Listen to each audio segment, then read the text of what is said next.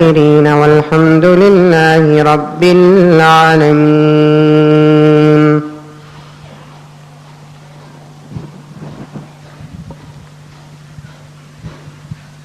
معزز سامعین کرام، بزرگان دین، نوجوانان ملت،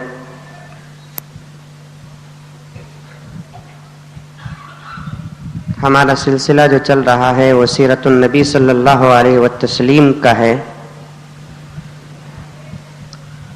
آپ صلی اللہ علیہ وسلم کا مقام اور مرتبہ اور آپ کی امت کے فضائل تھوڑا تھوڑا کر کے ہم ہر جمعہ سنتے آ رہے ہیں.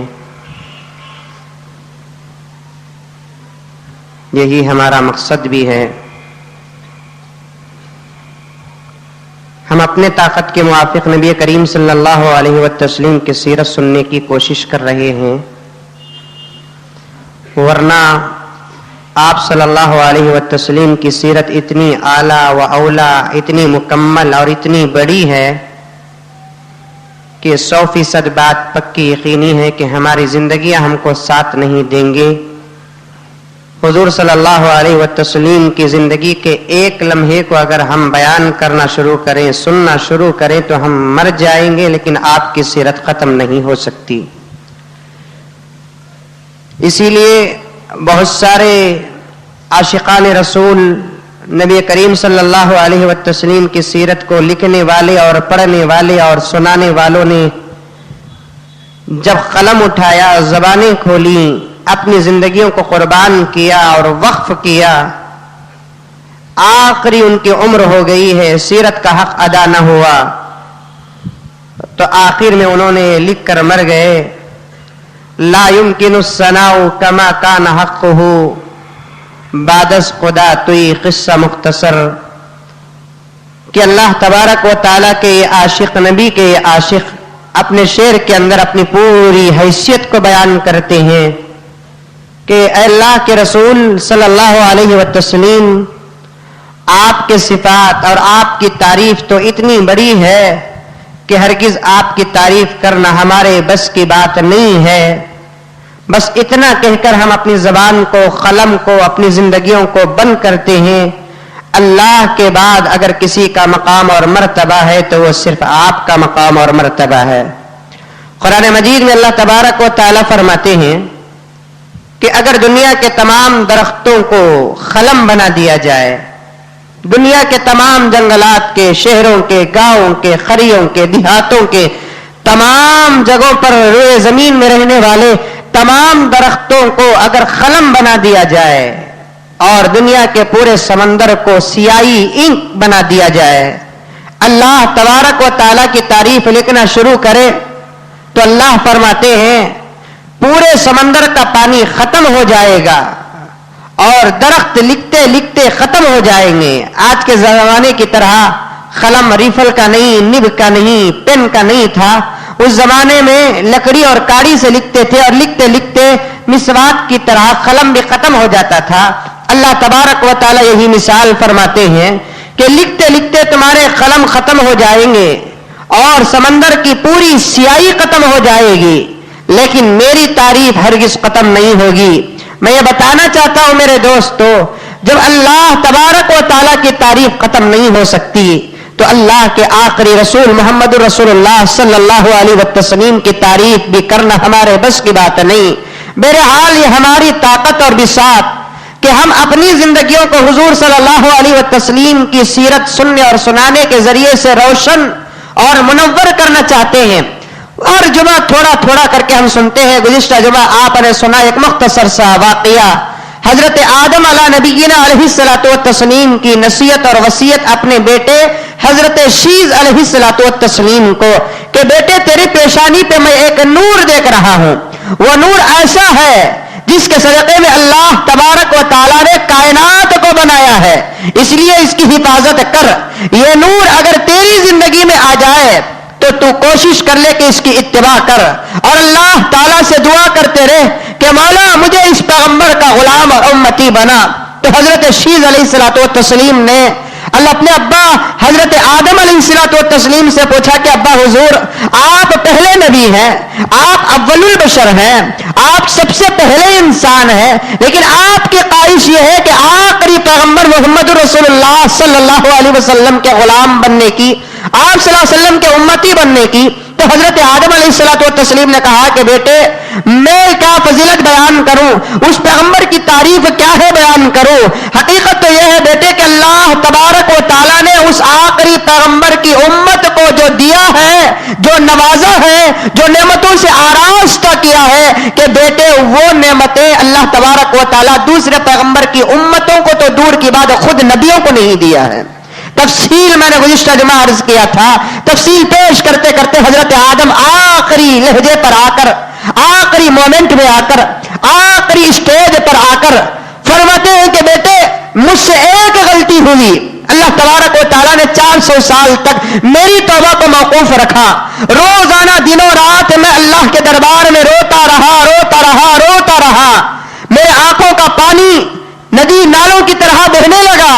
آخر میں ایک دن ایسا بھی آیا بیٹے کہ وہ تھا جمعے کا دن، اس وقت میں نے اللہ تبارک و تعالیٰ کے دربار میں ہاتھ اٹھائی اور دعا کیا، مولا میری اس توبہ کو، میری اس دعا کو تیرے آخری پیغمبر محمد رسول اللہ کے صدقے میں معاف فرما اور توبہ کو قبول فرما۔ جمعے کا دن تھا، حضرت آدم علیہ الصلوۃ والتسلیم حضور صلی اللہ علیہ وسلم کے پیدا ہونے سے پہلے اللہ تبارک و تعالیٰ کے دربار میں نبی کا واسطہ لیتے ہیں، نبی کا وسیلہ لیتے ہیں، نبی کا ذریعہ مانگتے ہیں کہ اے اللہ میری اس توبہ کو تو آخری پیغمبر محمد رسول اللہ صلی اللہ علیہ وسلم کے صدقے میں قبول فرما اور معاف فرما۔ تو اللہ تبارک و تعالیٰ نے پوچھا کہ آدم میں نے تمہارے سامنے آخری پیغمبر کا تعارف نہیں کرایا، اور آخری پیغمبر تم سے 6000 سال بعد پیدا ہونے والے ہیں، تم کیسے جانتے ہو کہ ایک ذات ایسی بھی ہے جس سے میں بڑی محبت کرتا ہوں، اس کا نام بھی تم جانتے ہو، آخر بتاؤ کہ تم محمد رسول اللہ کو کیسے جانتے ہو؟ تو حضرت آدم علیہ الصلوۃ والتسلیم نے عرض کیا کہ مولا تو نے مجھے جنت میں عرش کے سائے میں پیدا کیا اور میرے جسم کو مٹی سے بنایا، اور اس پر جب تو نے پہلی مرتبہ روح کو پھونکی، جان کو ڈالی، سب سے پہلے میری آنکھ کھلی، آنکھ جیسے ہی کھلی تو میں نے تیرے عرش پر ایک کلمہ لکھا ہوا پڑھا، وہ تھا کلمہ لا الہ الا اللہ محمد رسول اللہ۔ مولا سب سے پہلے جنت کے اندر آنکھ کھلتی ہے تو میں تیرے اور تیرے رسول کے نام کو دیکھا، میں نے سب سے پہلے تیرے اور تیرے رسول کے نام کو پڑھا، تو اسی وقت میں سوچ لیا کہ مجھ سے بھی زیادہ تیرے نزدیک ایک ایسا بندہ ہے، ایک ایسا رسول ہے تو بہت زیادہ پسند کرتا ہے، اسی لیے تو نے عرش کے سائے میں اپنے نام کے ساتھ اس پیغمبر کا نام بھی لکھا۔ تو اللہ تبارک و تعالیٰ فرماتے ہیں کہ آدم تو نے سچ کہا ہے کہ اگر وہ پیغمبر کو پیدا کرنا مقصود نہ ہوتا، اس پیغمبر کو دنیا میں لانا میرا ارادہ نہ ہوتا، میری مشیت نہ ہوتی، آدم میں تجھے بھی پیدا نہیں کرتا۔ 400 سال سے تو دعا مانگ رہا ہے، توبہ کر رہا ہے، اور آج اس محمد کا نام لیا تو میں توبہ قبول کر رہا ہوں۔ یہی محمد کا نام تو زمین سے، آسمان سے جب زمین میں اترا تھا، جنت سے تو زمین میں جب اترا تھا، اسی وقت اس پیغمبر کا نام لیتا تو اسی وقت میں تیری توبہ کو قبول کر لیتا۔ یہ ہے مقام اللہ کے رسول صلی اللہ علیہ وسلم کا، یہ ہے مرتبہ اللہ کے رسول صلی اللہ علیہ وسلم کا کہ حضور اکرم صلی اللہ علیہ وسلم کی تعریف اور سیرت آپ کے پیدا ہونے کے بعد نہیں بلکہ آپ کے آنے سے ہزاروں سال پہلے۔ قرآن مجید کا 3 پارہ ہے، اللہ تبارک و تعالیٰ سورۃ آل عمران میں فرماتے ہیں وَإِذَا قَضَى اللَّهُ مِيثَاقَ النَّبِيِّينَ لَمَا آتَيْتُكُم مِّن كِتَابٍ وَحِكْمَةٍ ثُمَّ جَاءَكُمْ رَسُولٌ مُصَدِّقٌ لِّمَا مَعَكُمْ لَتُؤْمِنُنَّ بِهِ وَلَتَنصُرُنَّ۔ اللہ تبارک و تعالیٰ ابھی دنیا کی کوئی شے پیدا نہیں کیا، پوری چیزوں کو پیدا کرنے سے پہلے اللہ تبارک و تعالیٰ نے سب سے پہلے حضور کے نور کو پیدا کیا، اس کے بعد تمام انبیاء کے روحوں کو پیدا کیا، تمام نبیوں کے روحوں کو جمع کر اللہ تبارک و تعالیٰ ایک جلسہ مناتا ہے، تمام نبیوں کی روحیں حاضر ہوتی ہیں، اللہ تبارک و تعالیٰ ایسے وقت میں تمام نبیوں کی روحوں سے خطاب کرتے ہیں، فرماتے ہیں کہ میں تم کو دنیا کے اندر میرا رسول، میرا قاصد، میرا نبی، میرا پیغمبر بنا کر لوگوں کی ہدایت اور اصلاح کے لیے بھیجنے والا ہوں۔ یاد رکھو کہ تمہارے زمانے میں اگر میرا آخری پیغمبر محمد رسول اللہ آ جائے تو تمہارے لیے ضروری ہے کہ تم اس کی مدد بھی کرنا اور اس پر ایمان بھی لے کر آنا۔ تو بتانا میں یہ چاہتا ہوں میرے دوستو کہ ابھی اللہ کے رسول صلی اللہ علیہ وسلم دنیا میں تشریف نہیں لائے اور دنیا بنی نہیں ہے، دنیا کی کوئی چیز بنی نہیں ہے، اللہ تبارک و تعالیٰ اسی وقت پیغمبر کی تعریف کا ایک جلسہ منعقد کرتا ہے اور اس جلسے کو قرآن کی آیت کی شکل دے کر قرآن مجید کے اندر نازل فرماتا ہے. تو یہ ہے اللہ کے رسول صلی اللہ علیہ وسلم کی تعریف. میں پہلی جمعہ جب سیرت کو شروع کیا تھا آپ کو بتانا یہ چاہتا تھا کہ اللہ کے رسول صلی اللہ علیہ وسلم دنیا کے اندر کیسے تشریف لائے. اللہ تعالیٰ سب سے پہلے حضور کے نور کو پیدا کیا اور اس نور کو حضرت آدم علیہ الصلوۃ والتسلیم پر منتقل کیا اور اس کے بعد حضرت شیز علیہ الصلوۃ والتسلیم پر منتقل کیا. نبیوں کے ساتھ اور نیک لوگوں کے جسموں میں اللہ تبارک و تعالیٰ اس نور کو منتقل کرتے ہوئے حضور اکرم صلی اللہ علیہ وسلم کے والد محترم حضرت عبداللہ جو آخری تھے، حضرت عبد المطلب کے چھوٹے بیٹے تھے، وہاں تک اس نور کو لے کر آیا. اب وہ نور منتقل نہیں ہوا بلکہ وہ نور انسان کی شکل میں دنیا کے اندر تشریف لاتے ہیں. تو اللہ کے رسول صلی اللہ علیہ وسلم فرماتے ہیں کہ اللہ تبارک و تعالیٰ نے میرے نور کو اچھے لوگوں کے اندر منتقل کرتے ہوئے دنیا تک لے کر آیا. اسی لیے پیغمبر نے فرمایا میرے خاندان کے، میرے باپ دادا، دادا کے بابا، بابا کے بابا، بابا کے بابا، جہاں تک جو سلسلہ حضرت آدم علیہ السلام تک چلتا ہے، ایک لمبا سلسلہ ہے جسے عربی میں نسب کہتے ہیں. اور اس زمانے کے اندر اپنے باپ دادا کے نام کو یاد رکھنا اپنے خاندانی فضیلت سمجھا جاتا تھا. آج سے 1400 سال پہلے اپنے باپ دادا کے نام کو یاد رکھنا تو دور کی بات، آج باپ داداؤں میں سے 10ویں 15ویں دادا کے پاس کیا گھوڑا تھا اور اس گھوڑے کا کیا نام تھا 15ویں پوتے کو معلوم رہتا تھا. ایسا یاد رکھتے تھے.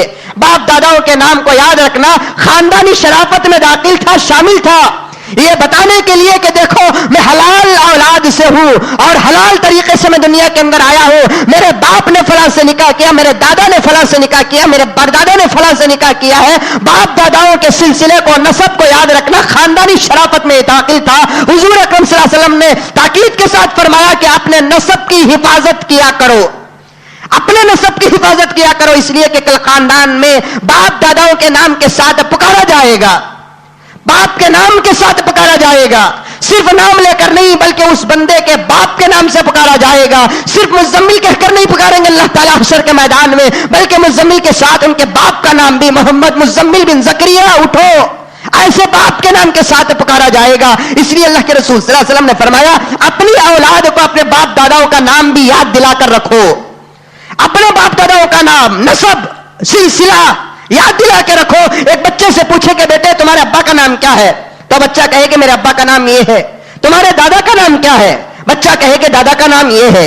تمہارے دادا کے ابا کا نام کیا ہے، بچہ کہے کہ دادا کے ابا کا نام یہ ہے. تو اس طریقے سے یاد دلا کر رکھو. لیکن آج باپ دادا یہاں تک جا کر نام ختم ہو جاتا ہے، اس سے پڑتی، اس سے آگے شاید کہ کسی کو یاد ہوگا. 5 پیڑھیوں کا نام یاد نہیں، 10 پیڑھیوں کا نام یاد نہیں، 15 پیڑھیوں کا نام نہیں. ہم ہندوستان میں پیدا ہوئے ہیں تو کس کی اولاد سے ہم آئے ہیں، ہمارا سلسلہ نسب کہاں تک جاتا ہے، ہمارے باپ داداؤں کی لائن کہاں تک جاتی ہے، کسی کو پتا نہیں ہے. کہ 10-15 نام، 5-10 نام، زیادہ سے زیادہ ہمارے بچے کو ہمارا نام یاد ہوگا یا ہمارے ابا کا نام یاد ہوگا، اس سے زیادہ ہمارے دادا کا نام یاد ہوگا، اس سے آگے کا نام شاید کہ کسی کو یاد رہے. لیکن اللہ کے رسول صلی اللہ علیہ وسلم نے تاکید کے ساتھ فرمایا آج کے بعد سے سلسلہ نسب کرو، ایک ڈیری پرسنل لیا کرو، اس میں آپ کے دادا کا نام، پھر آپ کا ابا کا نام، پھر آپ کا نام، پھر آپ کے اولاد کا نام. اپنے بچے کو وصیت کرو کہ بیٹے تجھے جو بچہ پیدا ہوگا اس بچے کا نام یہاں نیچے لکھ دے تاکہ آنے والے نسل کو معلوم ہو جائے کہ ہمارا پیرا کیا ہے، ہمارا خاندان کیا ہے، ہمارا سلسلہ کیا ہے. حضور اکرم صلی اللہ علیہ وسلم نے فرمایا میں جن باپ داداؤں سے آیا ان باپ داداؤں کے اندر 2 باتیں بطور خاص تھی. ویسے تو حضور صلی اللہ علیہ وسلم کا نور تھا، حضور صلی اللہ علیہ وسلم کا خاندان تھا پورا پاک و پوتر ہر اعتبار سے، دنیاوی اور اخروی، آخرت کے اعتبار سے، دین کے اعتبار سے، دنیا کے اعتبار سے، ہر اعتبار سے آراستہ تھا خاندان. اس لیے کہ آپ جانتے ہیں کوئی لوہے کو بہترین باکس میں نہیں رکھتا، کوئی پیتل کو بہترین باکس میں نہیں رکھتا، کوئی تانبے کو بہترین باکس میں نہیں رکھتا. جہاں سونے اور چاندی کا مسئلہ آ جاتا ہے، جہاں ہیرے اور جواہرات کا مسئلہ آ جاتا ہے، جہاں موتی اور یاقوت کا مسئلہ آ جاتا ہے، ان چیزوں کو رکھنے کے لیے بھی ایک بہترین ڈبے کو منسوب کرتے ہیں، بہترین ڈبے کو تیار کرتے ہیں تاکہ یہ قیمتی ہے اور اسے رکھنے کی جگہ بھی قیمتی ہونا چاہیے. یہ خوبصورت ہے تو اسے رکھنے کی جگہ بھی خوبصورت ہونی چاہیے. اللہ کے رسول صلی اللہ علیہ وسلم فرماتے ہیں میرے باپ داداؤں میں سے کوئی بدصورت بھی نہیں تھا، میرے باپ داداؤں میں سے کوئی بزدل بھی نہیں تھا، میرے باپ داداؤں میں سے کوئی بخیل بھی نہیں تھا, میرے باپ داداؤں میں سے کوئی جھوٹا بھی نہیں تھا, میرے باپ داداؤں میں سے کوئی مکار بھی نہیں تھا. یہ تمام باتیں ایسی ہیں میری دوستوں کہ دنیا کے اندر ایک دنیا دار انسان بھی اسے بری نظر سے دیکھتا ہے. بس صورت ہو کوئی پسند کرنے والا نہیں, جھوٹا ہو کوئی پسند کرنے والا نہیں, مکار ہو کوئی پسند کرنے والا نہیں, بزدل ہو کوئی پسند کرنے والا نہیں, بخیل ہو کوئی پسند کرنے والا نہیں. اللہ کے رسول صلی اللہ علیہ وسلم نے فرمایا میرے باپ داداؤں میں سے جو سلسلہ کے چلا ہے, اب حضرت عبداللہ سے لے کر حضرت ابراہیم تک, حضرت ابراہیم سے لے کر حضرت آدم تک, کتاب سیرت کی کتابوں میں باقاعدہ حضور صلی اللہ علیہ وسلم کا جو سلسلہ نسب لکھا ہوا ہے دو طریقے سے لکھا ہے.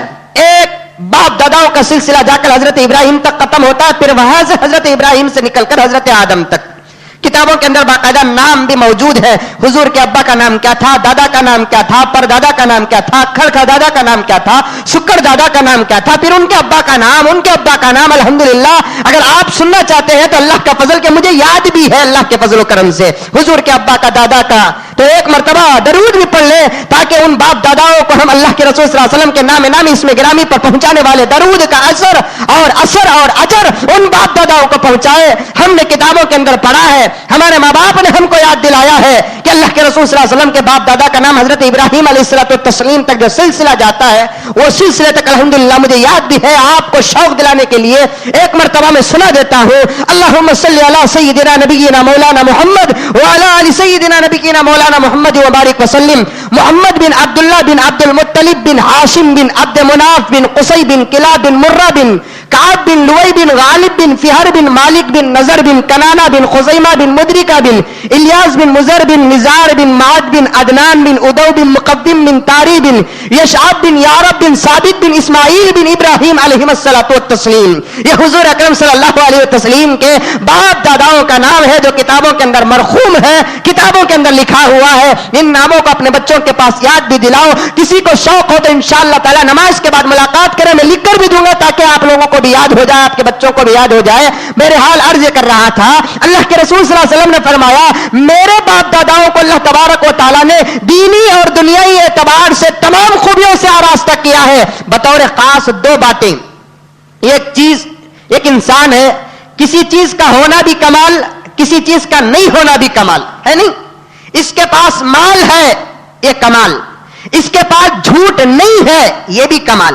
کسی کا رہنا کمال, کسی چیز کا نہیں رہنا کمال. رہنے کی باتیں کتنی, تمام دنیا کی چیزیں کہ حضور صلی اللہ علیہ وسلم کے خاندان میں علم تھا, حکومت تھی, خلافت تھی, اور حضور صلی اللہ علیہ وسلم کے خاندان میں سخاوت تھی, ہمت تھی, جوامردی تھی. یہ تمام رہنے کی باتیں. نہیں رہنے کی باتیں کیا کہ حضور کے خاندان میں سب سے پہلی جو چیز آتی ہے کہ حضور کے باپ داداؤں میں سے کسی کے پاس شرک نہیں تھا. نہ حضور کے ابا مشرک, نہ حضور کے دادا مشرک, نہ حضور کے پردادا مشرک. کسی نے بھی دنیا کے اندر شرک نہیں کیا. اپنے اپنے دور کے انبیاء کے اوپر ایمان لے کر آنے والے تھے اور کسی نے خدا کی توحید میں ملاوٹ نہیں کی. اسی لیے حضرات محدثین فرماتے ہیں کہ حضور اکرم صلی اللہ علیہ وسلم کے والد اور والدہ کے بارے میں کسی صحابی نے آ کر سوال کیا, یا رسول اللہ آپ کے نبوت کے اعلان سے پہلے آپ کے باپ اور باپ کا انتقال ہو گیا, کیا وہ بھی جنتی ہیں؟ اللہ کے رسول نے فرمایا کہ ہاں, اس لیے کہ جب میں مدینے کو گیا تو اللہ تبارک و تعالیٰ نے میرے ماں اور باپ کے قبر کے پاس جانے کا حکم دیا.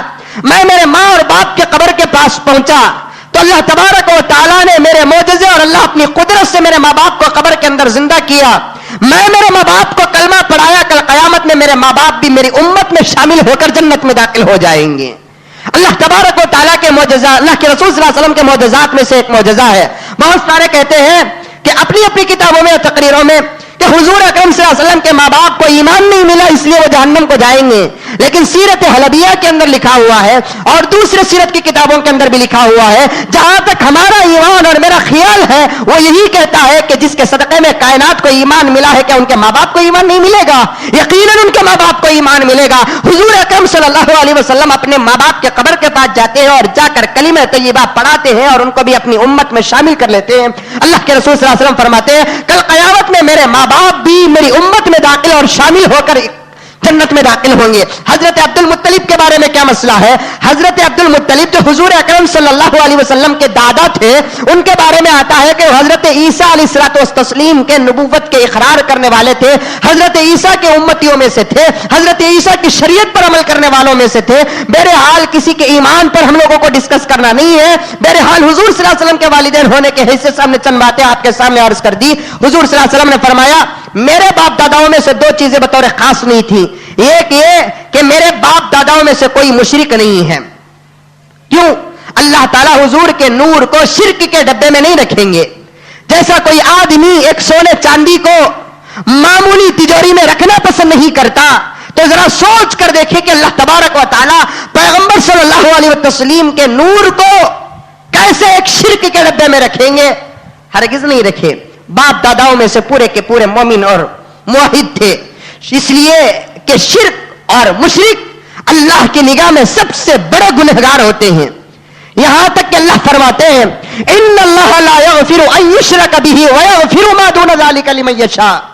मैं तुम जितना चाहे गुनाह लेकर मेरे पास आ जाओ, मैं सबको माफ करूंगा, लेकिन अगर कोई आदमी शिर्क करता है तो मैं उसे माफ करने वाला नहीं हूं। हजरत इब्राहिम के सामने इब्राहिम के चचा, जिसे कुरान बाप के नाम से ताबीर करता है, हजरत इब्राहिम के चचा आजर का इंतकाल हो गया, मर गया आजर। बाप होने की हैसियत से हजरत इब्राहिम अलैहिस्सलाम ने अपने चचा को मगफिरत की दुआ करते हैं कि अल्लाह मेरे चचा की मगफिरत कर। तो हजरत इब्राहिम को अल्लाह तबारक व तआला ने फरमाया, ऐ इब्राहिम, तुम ही नहीं तुम्हारे अलावा दूसरे नबियों को भी इस बात की इजाजत नहीं कि मुशरिक के लिए दुआए मगफिरत करे।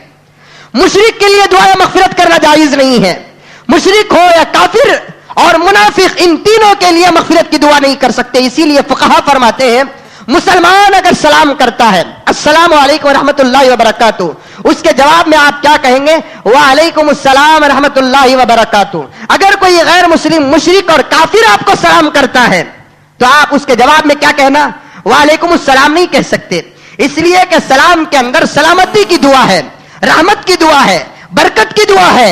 और मुशरिक को न सलामती की दुआ करना जायज, न रहमत की दुआ करना जायज, न बरकत की दुआ करना जायज है। तो इसलिए हजरत फुक़हा फरमाते हैं, अगर कोई मुशरिक तुमको सलाम करता है तो उसके जवाब में आपको हदाकल्लाह कहना चाहिए।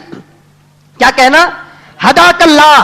हदाकल्लाह कहते हैं कि भाई अल्लाह ताला तुझे हिदायत दे, अल्लाह तबारक व तआला तुझे ईमान की हिदायत दे। जब ईमान आएगा तो सलामती आएगी, ईमान आएगा तो रहमत आएगी, ईमान आएगा तो बरकत आएगी। एक गैर मुस्लिम को सलाम भी करना जायज नहीं है, और एक गैर मुस्लिम अगर सलाम करता है तो सलाम का जवाब भी देना जायज नहीं है, बल्कि उसे क्या करना है? हदाकल्लाह कहना चाहिए अगर वो पहले सलाम करें।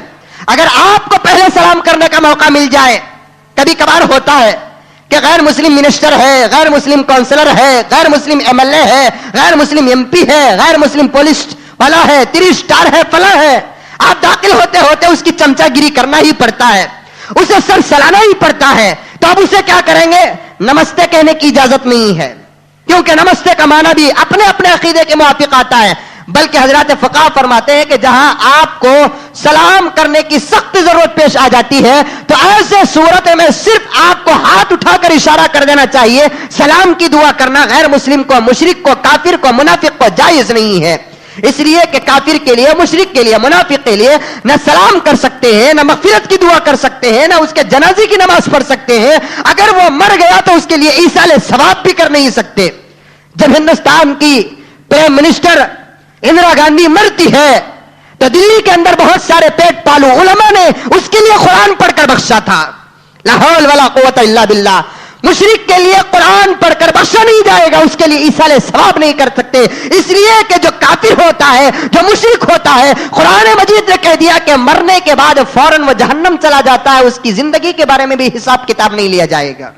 अब उसे कुरान पढ़े तो क्या, हदीस पढ़े तो क्या, उसके कब्र पे जाकर फातिहा पढ़े तो क्या, कुछ भी असर नहीं होगा। इसलिए कि मुशरिक के लिए चंद काम नहीं कर सकते हैं। जरा सोच कर देखिए, मुशरिक के लिए ये वईद आई है तो अल्लाह के रसूल सल्लल्लाहु अलैहि वसल्लम के बाप दादा खुदा ना खास्ता अगर मुशरिक होते तो क्या होता हाल। तो इसलिए अल्लाह के रसूल सल्लल्लाहु अलैहि वसल्लम ने फरमाया, मेरे बाप दादाओं में से 2 चीजें बतौर खास नहीं थी। एक, मेरे बाप दादाओं में से कोई मुशरिक नहीं था। इतना खुदा पे भरोसा करने वाले, اللہ پہ اتنا ایمان لے کر آنے والے شاید کہ کسی اور تھے. حضرت عبد المطلب مکے کے بادشاہ تھے. ایسے وقت میں فرانس کا ایک بہت بڑا، ایران کا ایک بہت بڑا بہادر بادشاہ جس کا نام ابرہہ تھا، کعبۃ اللہ کو توڑنے کے لیے آیا. کعبۃ اللہ کو توڑنے کے لیے آیا.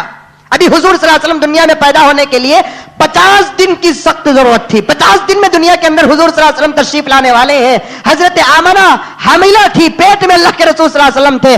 ایسے وقت میں ایران فرانس کا ایک بہت بڑا بادشاہ ابرہہ کعبۃ اللہ کو توڑنے کے لیے آیا.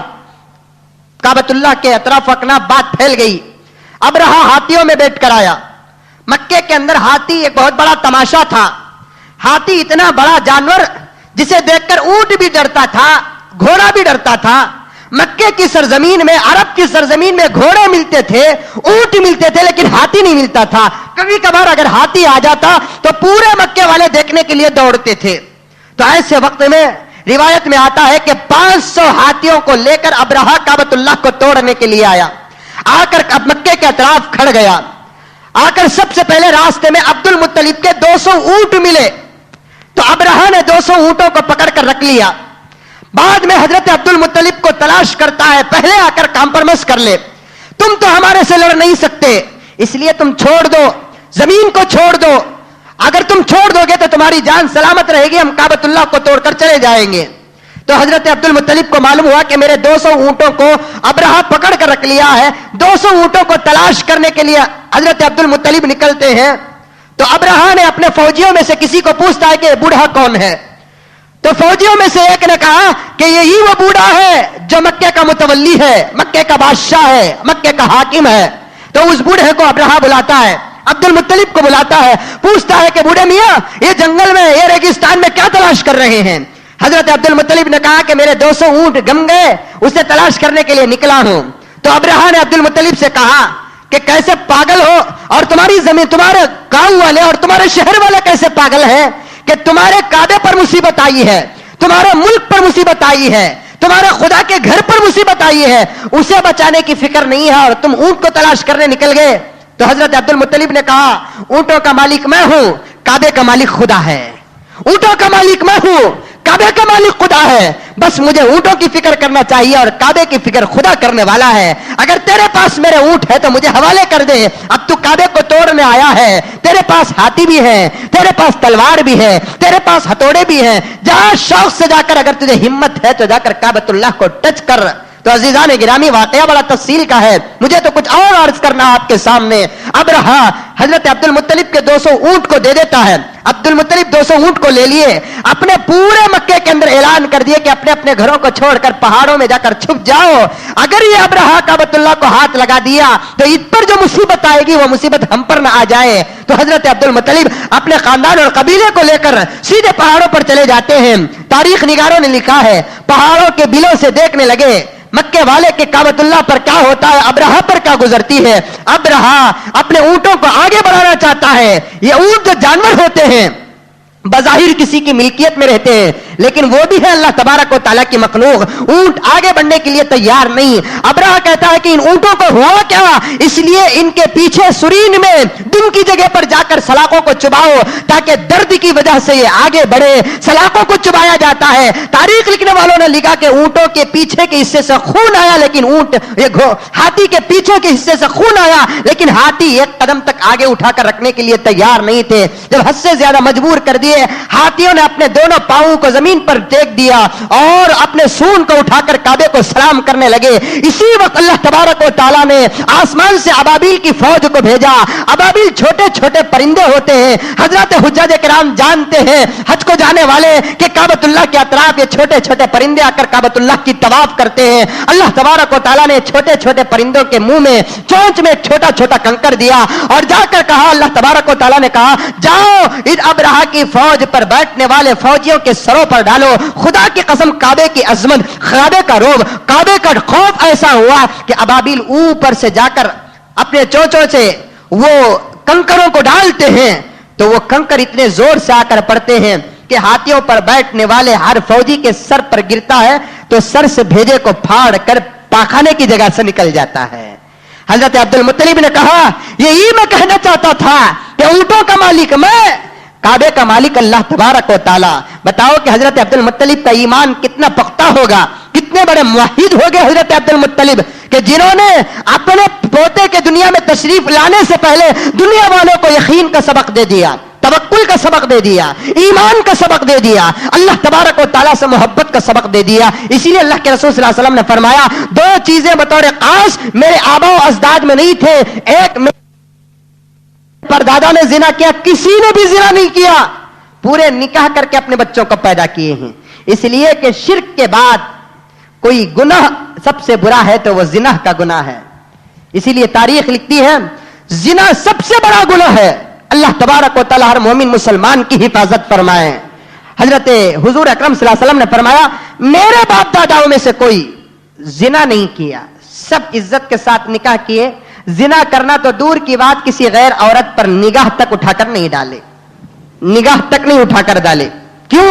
इसलिए कि जिना सबसे बड़ा पाप था। आपने सुना होगा हजरत अब्दुल्ला हजरत अब्दुल मुत्तलिब के सबसे छोटे लाडले प्यारे बेटे थे, और उस जमाने में शादी बड़ी आसान, जिना बड़ा मुश्किल, शादी बहुत आसान।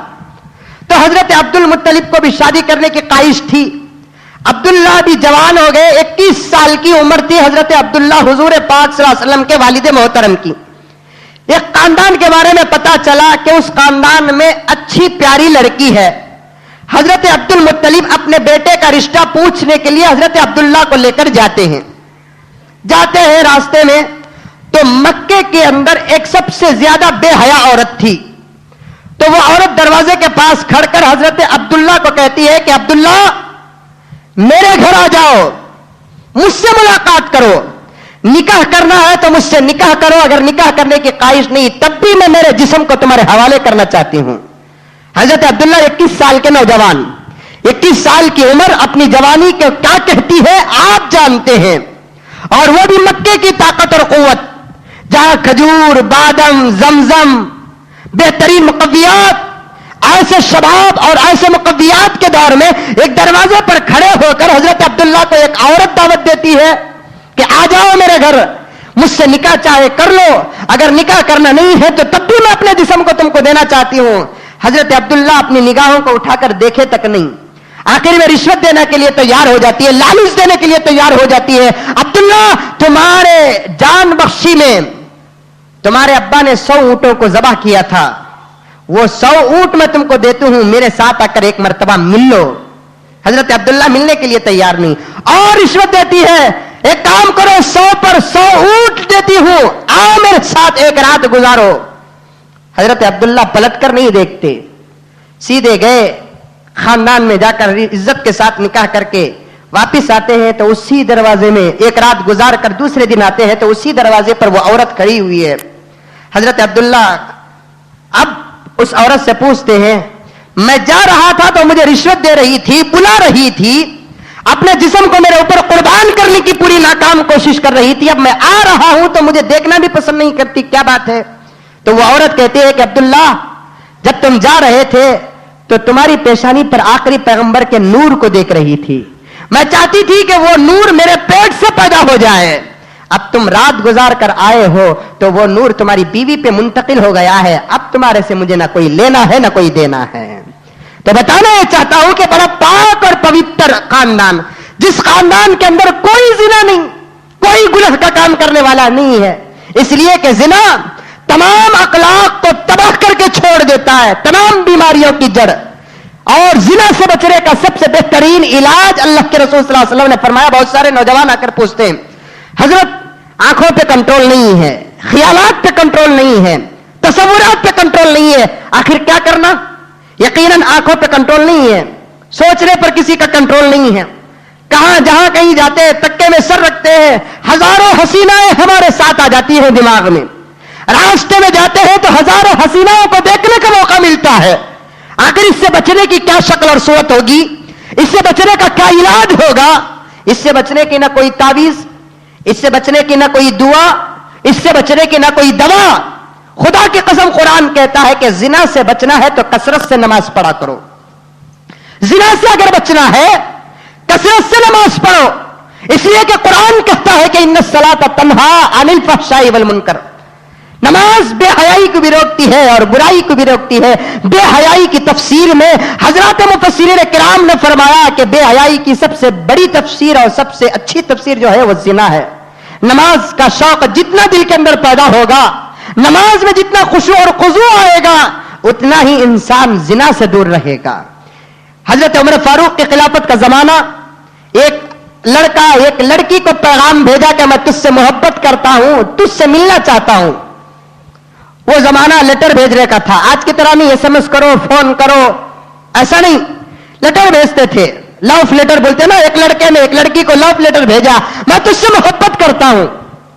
تو لڑکی تھی بڑی اچھی, ہمارے زمانے کی بہن کی طرح نہیں کہ اس کی محبت کو قبول کر لو, اس کی محبت کو قبول کر لو, اس کی محبت کو قبول کر لو. محبت کو بھی سدھارنا چاہتا تھا.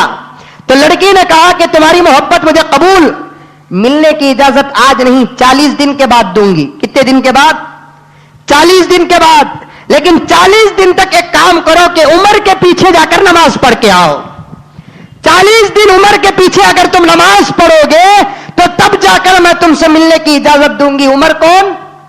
وقت کے بادشاہ تھے. یہاں دو باتیں نکلتے ہیں. ایک بات تو یہ کہ بادشاہ نماز پڑھاتا تھا. بادشاہ کیا کرتا تھا؟ نماز پڑھاتا تھا. آج تو بادشاہوں کا دور نہیں نا, آج تو غلاموں کا دور. کونسلر کو محلے والے بادشاہ سمجھتے ہیں, ایم ایل اے کو محلے والے بادشاہ سمجھتے ہیں, ایم پی کو بادشاہ سمجھتے ہیں, وزیر اعظم کو بادشاہ سمجھتے ہیں, چیف منسٹر کو. یہ بادشاہ نہیں, یہ ہمارے نوکر ہیں.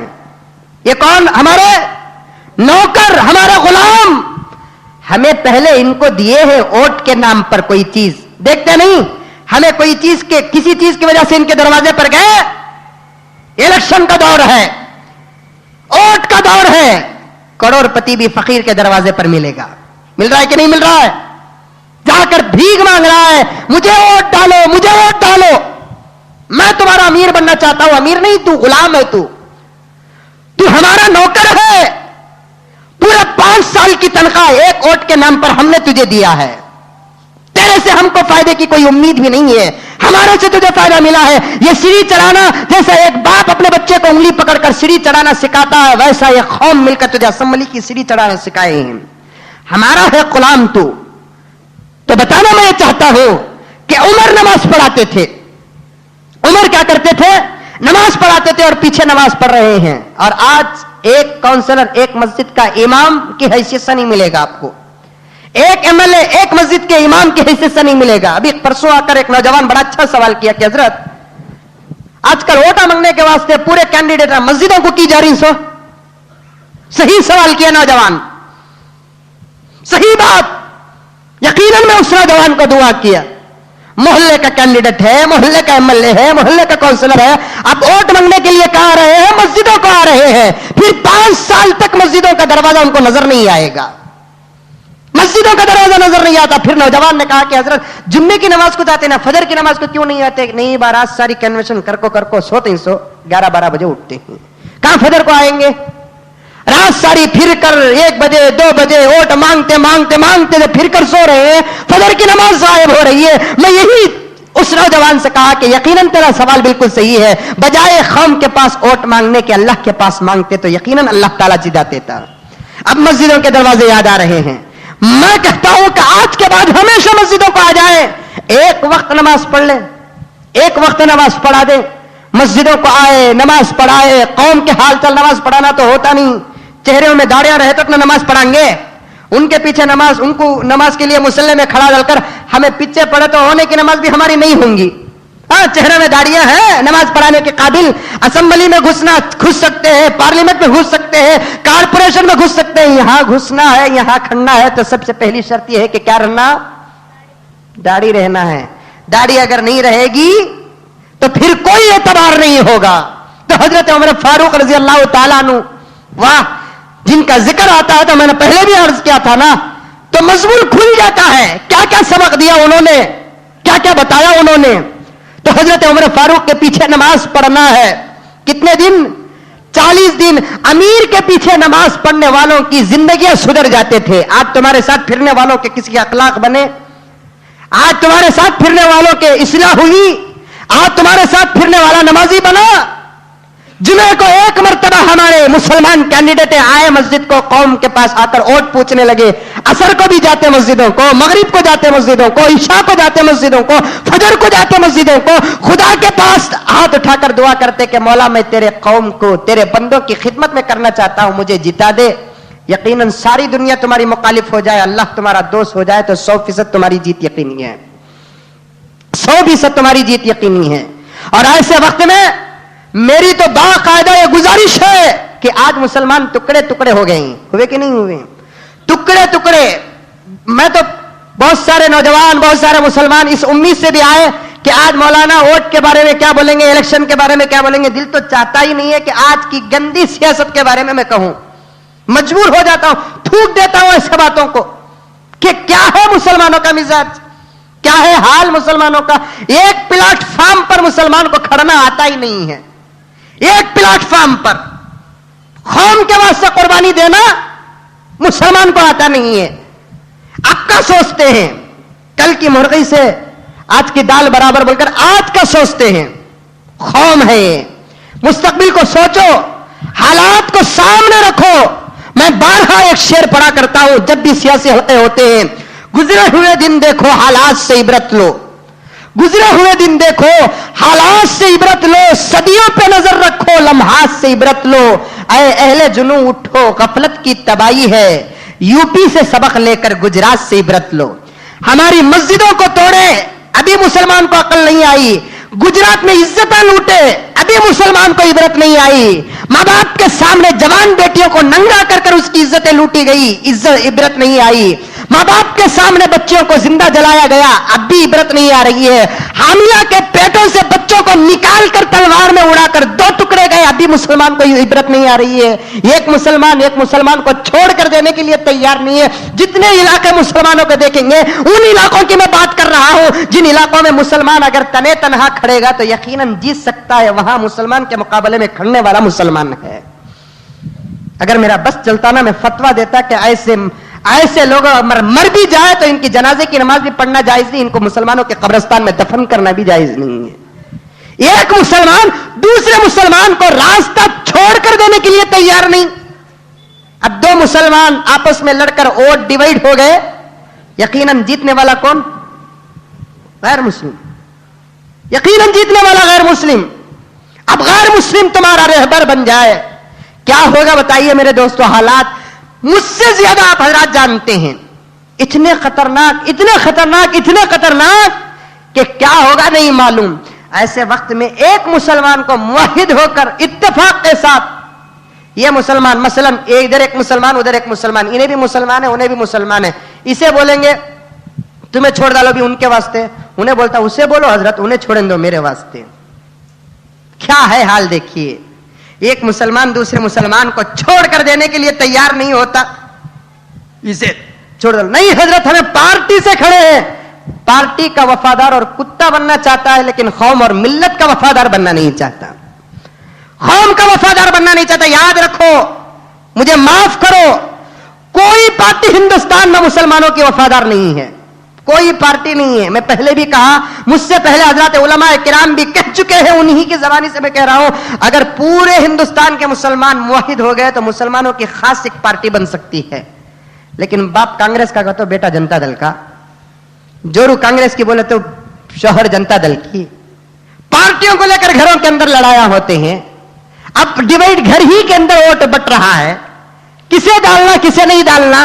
कोई ये पार्टी का होता है, कोई वो पार्टी का होता है, कोई इसे डालने की फिक्र करता है, कोई उसे डालने की फिक्र करता है। अब कौम करेगी क्या? अखबारात में आ रहा है कि मुसलमानों को जिताओ, मुसलमानों को जिताओ, मुसलमानों को जिताओ। उलमा भी तकरीर बयान कर रहे हैं कि मुसलमानों को जिताओ, मुसलमानों को जिताओ, लेकिन नाम के साथ डालने की किसी को हिम्मत भी नहीं है। मुजम्मिल खड़ा है, मुजम्मिल को जिताओ बोलकर बोलने की किसी को हिम्मत नहीं है। अफजल साहब खड़े हैं, अफजल साहब को जिताओ। क्यों? अफजल साहब अगर कांग्रेस के हैं, मुजम्मिल साहब जनता दल के हैं, उनके हक में अगर फैसला हो गया तो मुजम्मिल गुस्सा करेगा, मुजम्मिल के हक में फैसला हो गया तो अफजल साहब गुस्सा करेंगे। कौम परेशान खड़ी है आज प्लेटफॉर्म में कि कौम के पास कोई रास्ता नहीं है। इशारा देता हुआ मैं आगे चले जाता हूं मेरे दोस्तों, तुम्हारे सामने मैं चंद चीजों को रख देता हूं। एक, अपने पूरे वोटों को मुत्तहिद होकर एक जगह डालो। अब पूछेंगे आपके वोट डालना क्या जरूरी है? वोट का डालना जरूरी नहीं बल्कि वाजिब है। वाजिब किसे कहते हैं? फर्ज के बाद का दर्जा वाजिब का है। फर्ज के बाद का दर्जा वाजिब का है। अगर कोई आदमी वोट नहीं डालेगा तो कल कयामत में अल्लाह पूछेगा कि तूने वोट क्यों नहीं डाला, पूछेगा। अच्छा, आप पूछेंगे वोट डालना क्यों जरूरी है, तो उस सूरत में जवाब यह है मेरे दोस्तों, वोट डाले बगैर आज के जमाने में हुकूमत बन नहीं सकती। यकीनी बात है कि वोट के बगैर हुकूमत बन नहीं सकती। आपका वोट किसी को लीडर बनाएगा और आपके वोट से जो आदमी लीडर बनेगा वो कौम और मुल्क और मिल्लत की हिफाजत करेगा। अगर आप वोट नहीं डालेंगे, आपका कोई चहीता और कौम और मिल्लत का वफादार नहीं आएगा, आपके वोट न डालने की वजह से मुसलमानों का दुश्मन आ गया और मुसलमानों पर हमला करेगा, तो वो भी कल जवाब आखिरत में आपको देना है। यकीनन आप अपने वोट का इस्तेमाल करें। अब इस्तेमाल किसे करना, बहुत सारे नौजवान सवाल करते हैं कि कई ऐसे मोहल्ले हैं जहां दो दो मुसलमान खड़े हुए हैं, किसे वोट डालना? मैं एक ही बात आपके सामने अर्ज कर देता हूं, डंके की चोट में। आपको मालूम है, हक बात कहने के लिए मुजम्मिल ना कभी डरा है, और दुआ करो कि आइंदा भी ना डरे। समझ में आई बात है? रोबदार, उसका तो मेरे डिक्शनरी में हिसाब ही नहीं। समझ में आई बात? मस्जिद के कमिटियों को तो ऐसा उठाकर रख डालता स्वामी। समझ में की मौलवी साहब, मस्जिद में जाकर तुम्हें ये करे ना को बोल को कोई मुझे पूछ भी नहीं सकता, पूछ या तो दावे हाथ से उठा को ऐसा रख डालता हूं स्वामी। मेरे पास नहीं कि अल्लाह और अल्लाह के रसूल का इल्म मेरे पास है, हमें बैठे तो भी अल्हम्दुलिल्लाह आलिमित, उठे तो भी आलिमित। बहरहाल एक बात याद रखो, वोट डालने से पहले जहां दो मुसलमान खड़े हैं, जहां एक मुसलमान खड़ा है, अगर वो बीजेपी में खड़ा है, उसे वोट डालना बुरे जानवर का गोश्त खाना दोनों बराबर है। आई बात समझ में? बीजेपी, आरएसएस, विश्व हिंदू परिषद, फिरका परस्तों में से अगर कोई मुसलमान भी खड़ा है, उसे वोट डालना अपने मां और बहनों की इज्जतें बेचना दोनों बराबर। फिरका परस्त मुसलमान लीडर को अगर वोट डालता है तो उसे वोट डालना अपनी मस्जिदों को तोड़ने के बराबर है। समझ में आई बात? इसलिए ना उनके साथ मिलो, ना उनको वोट दो और ना उनसे डरो, ये हमारा नारा है। समझ में आई बात? चाहे वो काउंसलर हो या एमएलए हो या ना एमपी हो या कुछ हो, बीजेपी में हो या आरएसएस में हो या विश्व हिंदू परिषद में हो, कोई गैर मुस्लिम तो दूर की बात, अगर मुसलमान भी खड़ता है तो उसे वोट नहीं डालना। और एक बात भी बीच में अर्ज कर देता हूं, इलेक्शन का जमाना आया तो कई बहुत सारे मुसलमान पैसों के कुत्ते बन जाते हैं। कितने मुसलमानों को बीजेपी के पीछे भागते हुए हमने देखा है, बीजेपी के कैंडिडेट के पीछे भागते हुए देखा है। ये हमारी मस्जिदों के कमेटियों के जिम्मेदारों की बुज़दिली है कि ऐसे लोगों को मस्जिदों और मोहल्लों से बाहर नहीं करते। जिस पार्टी के पीछे हमारे मोहल्ले का नौजवान भाग रहा है, उसी पार्टी ने बाबरी मस्जिद को तोड़ा है, उसी पार्टी ने गुजरात के अंदर हंगामा किया है, उसी पार्टी ने बंबई के अंदर हंगामा किया है, उसी पार्टी ने आज कर्नाटक के दादा पहाड़ के अंदर हमला कर रहे हैं। उस पार्टी के पीछे भागने वाले मुसलमान को हमारे मस्जिद के जिम्मेदार और मोहल्ले वाले बर्दाश्त क्यों कर रहे हैं? लगाओ मस्जिद के दीवार पर, इस मुसलमान को हमारे मोहल्ले की कमेटी से खारिज कर दिया गया है, निकाल दिए हैं। इन्हें मर गया तो इसे जनाजे की मस्जिद से जनाजा नहीं दिया जाएगा, अगर ये मर गया तो हमारे मुसलमान कब्रिस्तान में इसे दफन नहीं किया जाएगा। ये फिरका परस्त पार्टी का उसूल है। अब रहा वो पार्टी को छोड़कर दूसरी पार्टी में, पूरे मोहल्ले में से अगर कोई अकेले तने तनहा मुसलमान खड़ा है तो उस मुसलमान को वोट दो, चाहे उन्हें शराबी रहो, कबाबी रहो, हरामी रहो, कुछ भी रहो, लेकिन कलमे की हैसियत से उसे वोट दो। एक बात मैं पूछूं आपसे, एक तरफ एक काफिर है और एक तरफ ऐसा मुसलमान जिसके पास चोरी भी है, जिना भी है, शराब भी है, डकैती भी है, सब कुछ है। आपसे मैं पूछता हूं कि वो काफिर बेहतर है या मुसलमान बेहतर है? यकीनन आप कहेंगे कि वो मुसलमान बेहतर है। क्यों? तमाम गुनाह अपनी जगह पर, लेकिन दिल में ईमान तो है। राई के बाने के दाने बराबर ईमान है। वो भी जहन्नम को जाएगा, गुनाहों के पादाश में ये भी जहन्नम को जाएगा, लेकिन एक वक्त ऐसा आएगा अल्लाह उसे छोड़ देगा लेकिन इसे उठाकर जन्नत में दाखिल करेगा। हदीस में आता है कि जहन्नम से जब अल्लाह ताला मोमिनों को उठाएंगे तो ऐसे मोमिन को भी उठाएंगे, जिंदगी में एक मर्तबा अल्लाह का नाम लेकर अगर मर भी गया है तो अल्लाह ताला उसे भी जहन्नम से उठा लेंगे। हजारों काफिर अपनी जगह पर, लेकिन एक मुसलमान, अगर किसी मोहल्ले के अंदर तने तनहा मुसलमान कांग्रेस से हो, जनता दल से हो या आजाद उम्मीदवार से खड़ा हो, लेकिन मुसलमान किसे वोट देना? मुसलमान को वोट देना। आप बोलेंगे हजरत कई मुसलमानों से काफिरा बेहतर ना हजरत, यकीनन कामा वैसा करते ही, लियो समझ में आई बात है, मुसलमान कम भी नहीं, वोट मांगे तक हमारे तलवे चाटे कत भी चाटेंगे, पेशाब पाखाना धुलाओ कत भी धुलाएंगे सोच। उसके बाद 5 साल तक तलाक हो जाती है हमारे भी उनके दरमियान, पलट को देखते नहीं। समझ में आई बात? खैर, उनसे फायदा नहीं कि रोड बराबर नहीं डालते, नालियां बराबर नहीं रखते, क्या की नहीं करते, किधर की नहीं, सब अपनी जगह पर, लेकिन इतनी तो उम्मीद रखो मुसलमान होने की हैसियत से हमारे जनाजे को खांदा तो दे सकता है, हमारे खबर में उतरने की इजाजत तो शरीयत में मिल सकती है, कुछ भी फायदा नहीं। ईमान की आवाज अगर दिल के अंदर आ गई तो कभी ना कभी किसी ना किसी वक्त कौम के नाम पर एक नारा तो लगा सकता है। समझ में आई बात? मैं किसी पार्टी का नहीं, ये मिंबर की जगह से बेहतर कोई जगह नहीं, मैं किसी पार्टी का नहीं हूं। बताना मैं चाहता हूं कि कौम पूछती है कि वोट किसे डालना, हजरत खाली मुसलमान को डालो, मुसलमान को डालो बोलती ना, कैसा डालना वो बता रहा हूं मैं आपको। जिस इलाके के अंदर तने तनहा मुसलमान फिरका परस्तों की पार्टी को छोड़कर खड़ा है तो उसे वोट डालो। अब जिन इलाकों में 2-2 मुसलमान कुत्ते लड़ रहे ना, अब को से कुत्ते को भगाना, ये एक मसला आगा। समझ में आई बात? जहां 2-2 मुसलमान आ गए हैं तो अब वो 2 मुसलमानों में से किसे डालना वोट, कौम ये सवाल हम ना करती।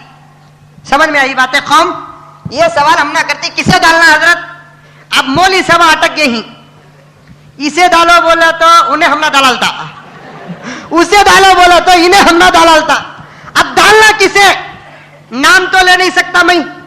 समझ में आई बात है?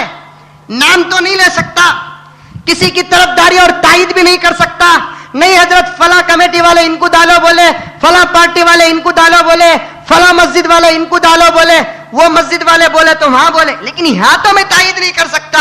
लेकिन आपको एक उसूल बता देता हूं कि 2 मुसलमान जहां कहीं खड़े रहते हैं वहां सबसे पहले देखो कि इन दोनों में से गरीबों का हमदर्द है कौन, इन दोनों में से गरीबों का हमदर्द है कौन, सबसे पहले ये देखो। उसके बाद अब रहा हजरत तुम्हें नमाज नहीं देखे ना, तुम्हें रोजा नहीं देखे ना, तुम्हें दाढ़ी नहीं देखे ना, अगर वो नमाज का, रोजे का, दाढ़ी का बोलकर बोल डालिया, मजबूर होकर बाल ठाकरे को डालना पड़ेगा, क्योंकि तो उसके तो भी चेहरे में दाढ़ी है। समझ में आई बात? मजबूर होकर बाल ठाकरे को डालना पड़ेगा, मुसलमान मिलेगा नहीं। एक दाढ़ी वाला है कौन तू भी, एक फजर की नमाज का बाजमात पढ़ने वाला है कौन तू भी, एक कुरान पढ़ लेंगे, मैं नहीं कहता नहीं, लेकिन ये उसूला तो भी अगर मैं बताया तो वोट डालने की जगह नहीं है। इसलिए मैंने सोचा कि क्या कहूं, दोनों में से देखो कि कौन गरीबों का हमदर्द है। क्यों? हजरत उमर रजी अल्लाह ताला अन्हु को खिलाफ में बगैर सबूत के बात नहीं करता। उमर को जब मिंबर पर बिठाकर पूरे सहाबा हाथ पे हाथ रखकर बैत करे तो हजरत उमर फारूक ने हजरत अली से पूछा कि अली तुम हुजूर के करीब हो, मैं रिश्ते में दूर हूं, तुम्हारे से हुजूर के 2 रिश्ते हैं, मेरे से हुजूर का 1 रिश्ता है। अली ने पूछा वो क्या? एक तुम हुजूर के चचा के बेटे, एक हुजूर के दामाद, 2 रिश्ते तुम्हारे, और मैं तो हुजूर का सिर्फ चचा हूं, हुजूर का ससरा हूं मैं हुजूर से दूर और तुम हुजूर से करीब हो। अली ने कहा रिश्तों की बात नहीं, यहां तकवे की बात चलती है। अली ने हजरत उमर फारूक से कहा अरे उमर रिश्तों की बात नहीं, तकवे की बात है। तो हजरत उमर फारूक के हाथ में जब हजरत अली हाथ रखकर बैत करे, वोट डाले, तो हजरत अली को उमर ने कहा कि कुछ नसीहत करो। उमर ने कहा अली से नसीहत करो, तो हजरत अली ने यह नहीं कहा कि उमर नमाज की पाबंदी करो, यह नहीं बोले, उमर हलाल गिलाल खाओ, यह नहीं बोले। हजरत अली ने हजरत उमर से कहा कि उमर अल्लाह ताला तुमको हुकूमत की कुर्सी में बिठाया है, गरीबों की मदद करो। तो हुकूमत की कुर्सी में तुमको बिठाया है, गरीबों की मदद करो। पहली बात, क्या नसीहत देखो, दिल तो चाहता था कि तमाम मुसलमान कैंडिडेट को आज उमर फारूक मस्जिद में बुलाकर दावत देकर यह तकरीर सुनाना चाहता था, यह वाकया रियाजुस सालिहीन का मैं बताना चाहता था, लेकिन हमारी मुसीबत क्या मालूम क्या, मिनिस्टरों को सलाम करे थे, मोली साहब फेटियां ले लिए बुला दें, खाली सलाम करे तो फेटियां अगर हमें लेने पर आ गए तो तुम्हारे कम पे डूब जाएंगे। हमने फेटियां की भी जरूरत नहीं, थैलियां की भी जरूरत नहीं है, हमना है सो कौम और मिल्लत के वफादारों की जरूरत। चाहता था यह वाकया पढ़ने के बाद आज बुलाऊं तमाम मुसलमानों को, तमाम पार्टियों के वफादारों को बुलाकर यह सबक दूं, कौम के सामने कुरान पे हाथ रखकर यह कसम खा लो और अल्लाह ताला से भीख मांगो और अल्लाह ताला से दुआ करो कि अल्लाह हुकूमत के अगर मैं काबिल हूं तो मुझे जीता, अगर मैं काबिल नहीं तो मेरे भाई को जीता। ऐसी दुआ करने वाला कोई नहीं मिलेगा आपको। उमर फारूक को हजरत अली नसीहत करते हैं कि उमर, अल्लाह ताला ने तुमको खिलाफत की कुर्सी में बिठाया है, ये वो कुर्सी है जहां तुमसे पहले अबू बकर बैठे और अबू बकर से पहले सरवर कायनात बैठे हैं। इन दोनों के करीब जितना गरीब थे उतना मालदार नहीं थे, तुम गरीबों की तरफ नजर करो। एक दूसरी बात यह कि अली ने हजरत उमर फारूक से कहा कि उमर, हमेशा पैवन लगे हुए कपड़े पहनो, हमेशा पैवन लगे हुए कपड़े पहनो, इसलिए कि गरीबों के दिल को तसल्ली होगी कि हमारा अमीर भी गरीब है। हमारे अमीर उनके कारा देखे तो पसीना छूट जाता, हमना उनके कारा देखे तो पसीना छूट जाता। रास्ते में चलना फिरना सीखो, कारों में फिरना छोड़ो। समझ में आई बात? कार में चढ़ने वाला कभी गरीब की झोपड़ी में दाखिल हो नहीं सकता, कार में दाखिल होने वाला, एसीओ में सोने वाला कभी गरीब की झोपड़ी में दाखिल नहीं हो सकता। हजरत उमर फारूक को अली ने कहा कि उमर, हमेशा अपने कपड़ों में पैबंद लगाओ, इसलिए कि गरीब के दिल को तसल्ली हो जाएगी। दूसरी बात, तो हजरत उमर ने पूछा कि अली, पैबंद को भी गरीब को क्या ताल्लुक है? तो हजरत अली ने फरमाया कि कपड़े जितने पाक होंगे उतना ही गुरूर ज्यादा हो जाएगा, इसलिए पैबंद लगाओ। तो हजरत उमर फारूक के कपड़े धोते वक्त हजरत हफ्सा हुजूर अकरम सल्लल्लाहु अलैहि वसल्लम की बेटी फरमाती है, जब भी मैं मेरे अब्बा के कपड़े धोती तो खून के आंसू झड़ते थे, इसलिए कि मेरे अब्बा के जुब्बे में 12 पैबंद लगे हुए रहते थे, मेरे अब्बा के जुब्बे में 12 पैबंद लगे हुए रहते थे। उसके बाद हजरत अली ने कहा कि उमर, तीसरी नसीहत यह है कि कभी पेट भर कर ना खाओ। क्या नसीहत है मालूम? पेट भरकर कभी ना खाओ, इसलिए कि अगर तुम पेट भरकर खाओगे तो रात भर सो जाओगे, और तुमको सोने के लिए अमीर नहीं बनाया गया है, तुमको जागने के लिए अमीर बनाया गया है। पेट भरकर ना खाओ। हजरत उमर फारूक फरमाते हैं, कसम खा करके मैंने कभी 10 साल हुकूमत के दौर में पेट भरकर तो दूर की बात, रोजाना नहीं खाया, एक वक्त खाता तो दूसरा वक्त छोड़ देता था। तीसरी नसीहत हजरत अली रजी अल्लाह ताला अन्हु ने हजरत उमर से कहा कि उमर, दिन में थोड़ी देर के लिए सो जाओ तो सो जाओ, लेकिन रात में सोने को हराम करार दे दो, इसलिए कि तुम्हारी कौम सोती रहे और तुम जागते रहो तो तुम्हारी कौम को टच करने वाला कोई नहीं रहेगा। ये 4 नसीहतें अगर आज के कैंडिडेट के अंदर आ जाए, पहली नसीहत गरीबों की हमदर्दी, दूसरी नसीहत कपड़ों में पैबंद, तीसरी नसीहत के पेट भर खाना नहीं, चौथी नसीहत यह है कि रात भर सोना नहीं है। ये जब तक आएगा इंशाअल्लाह ताला हमारी कौम को टच करने वाला कोई नहीं होगा। ऐसे अमीर, ऐसे खूबियां किसके पास है पहले देखो। तो इन 4 में से 3 तो शायद नहीं मिलेंगे। पैबंद वाला, कपड़े वाला कोई एमएलए तुमने नहीं मिलेगा, समझ में आई बात है? मिलेंगे तो मौली साहब गिली साहब मिल गए तो मिल जाएंगे, लेकिन अमीरा नहीं मिलेंगे। एक पेट भर को नहीं खाने वाला, पेट भर को खाना तो दूर की बात, वो खा को बाटन मारने वाले मिल जाएंगे, आधा पेट खाने वाले मिलेंगे नहीं तुम ना, समझ में आई बात है? रात को जागना तो दूर की बात, दिन में जागने वाले तुम ना नहीं मिलेंगे। मिलेंगे? दिन में जागने वाला कोई नहीं मिलेगा। इन 3 चीजों को छोड़ डालो, अगर है तो फबीहा नूरुन अला नूर। एक चीज को देखो कि कौम के गरीब का हमदर्द कौन है, दरवाजा हमेशा खुला रखने वाला अमीर कौन है। दरवाजा खोले, गरीब भी आसानी के साथ जाना, मेरा यह मसला है को बोल को। मैं इसीलिए मैं बारहा कहता हूं कि एमएलए काउंसलर को कहता हूं कि तने तनहा फिरा करो, अपने अतराफ अकनाफ रहने वाले छिचोरे चमचों को दूर रखो, इसलिए कि गरीब तुम्हारे तक पहुंचना चाहता है लेकिन चमचे रोक कर बाहर से भगा देते हैं, चमचे रोक देते हैं। नहीं, तुम अपने साथ चमचों को रखोगे, थोड़ी देर के लिए तो जीत हो जाएगी, लेकिन अल्लाह के दरबार में तुमको कभी जीत नहीं, हारना ही पड़ेगा। इसलिए मेरे दोस्तों, वोट डालना है तो मेरी इन बातों को सामने रखकर मुवहिद होकर वोट डालो, अल्लाह का वास्ता। तुम्हारे वोट पर पूरी मिल्लत की जिम्मेदारी है, तुम्हारे वोट पर पूरे कौम की गर्दनें हैं, तुम्हारे वोट पर पूरे माँ और बहनों की इज्जतें लिखी हुई हैं। मुत्तहिद होकर, पैसे नहीं 100 रुपए उन्हें दिया, 50 रुपए उन्हें दिया, 1000 रुपए उन्हें दिया, फेटी उन्हें दिया। मैं तो साफ कहता हूं रिश्वत देकर वोट हासिल करना भी जायज नहीं है, रिश्वत लेकर वोट डालना भी जायज नहीं है। इसलिए पैसा लेकर वोट भी ना डालो, और कोई कैंडिडेट है तो पैसा देकर वोट भी ना खरीदो। अल्लाह के दरबार से, अल्लाह की जात से उम्मीद रखो कि हमको अल्लाह ताला जिताएगा। पैसों को बीच में न लाओ। ये एक शरीयत का, कर्नाटक का बिलखुसूस इलेक्शन सारे हिंदुस्तान को इंतजार है, बिलखुसूस ये बीजेपी पार्टी वालों को बेहद इंतजार है कि आने वाला 10 तारीख क्या होगा और 25 तारीख का रिजल्ट क्या होगा। वो पार्टी को सामने रखकर इलेक्शन नहीं लड़ रहे हैं, मजहब को सामने रखकर इलेक्शन लड़ रहे हैं। इससे ज्यादा मैं क्या कहूं मेरे भाइयों, वो पार्टी को सामने नहीं रख रहे हैं। उनके मुकाबले में कांग्रेस नहीं है, उनके मुकाबले में जनता दल नहीं है, उनके मुकाबले में बीएसपी नहीं है। इन